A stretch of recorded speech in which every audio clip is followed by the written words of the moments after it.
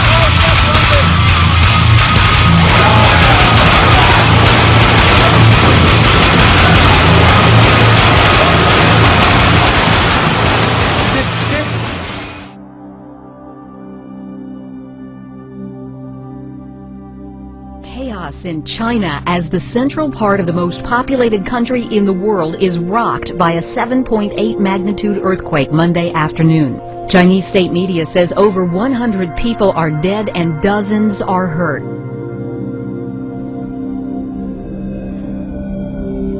The president of Poland, along with his wife and some of the country's most prominent civilian and military leaders, were all killed when their plane crashed in western Russia.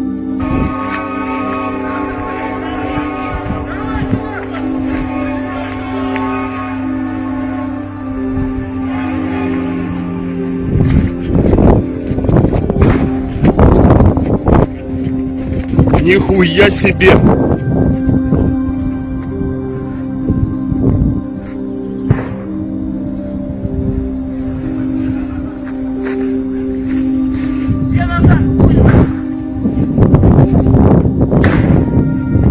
Fire crews were quick to the scene Saturday, but there's little left for them to salvage as debris laid strewn across the field. Lech Kaczynski was flying to Russia to take part in ceremonies marking the 70th anniversary of the massacre of thousands of Polish army officers by Soviet secret police. Well, right now a situation is unfolding in Iceland that some scientists say could pose a danger for the entire planet. A volcano erupting near a glacier is spouting lava and ash high into the air. The big worry right now is that it could be a sign that an even bigger eruption at another volcano could be on the way.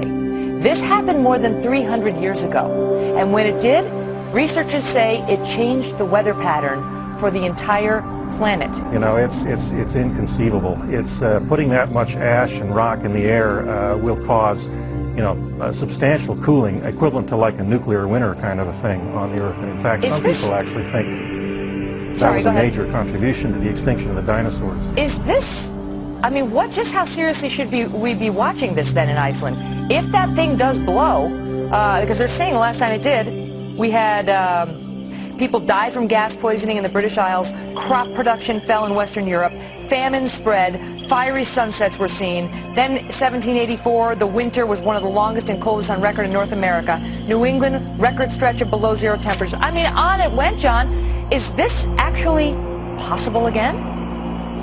Oh, sure. It's going to happen again.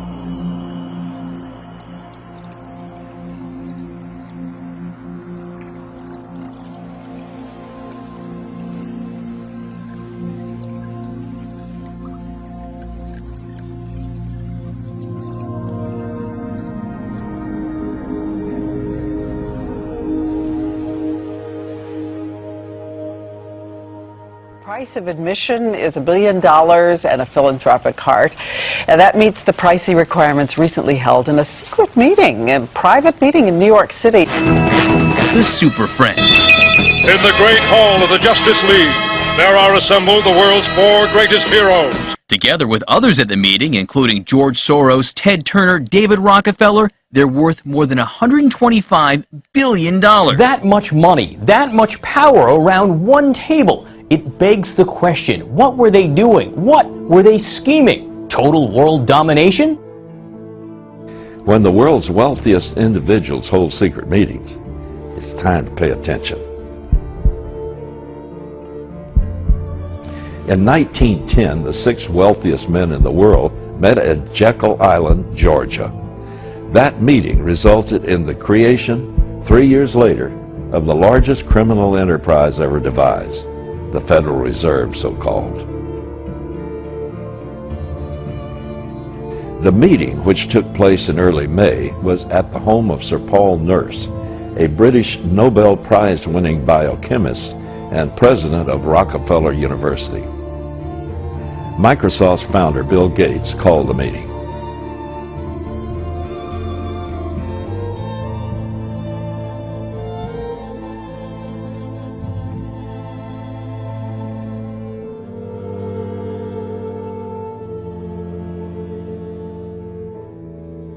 The London Times reported the informal afternoon session was so discreet that some of the billionaires' aides were told they were at security briefings. Discreet is the British way of saying secret. I do not believe that it is coincidental that this meeting came only a couple of weeks after another super secret and more powerful group met in the secrecy in Greece, the Bilderberg Group. They have advocated a one-world government for at least a century. They also see themselves as the elite saviors of mankind.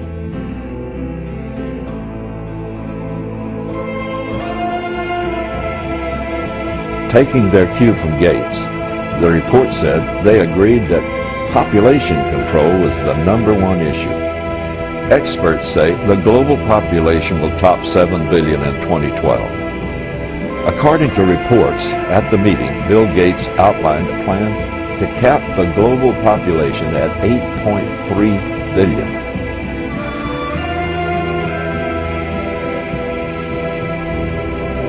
A group of unelected liberals with more money than many governments have just decided how many people will be permitted to live. This group of self-appointed governors will now have to draw up criteria to be used to decide who will not be permitted to live and how they will die.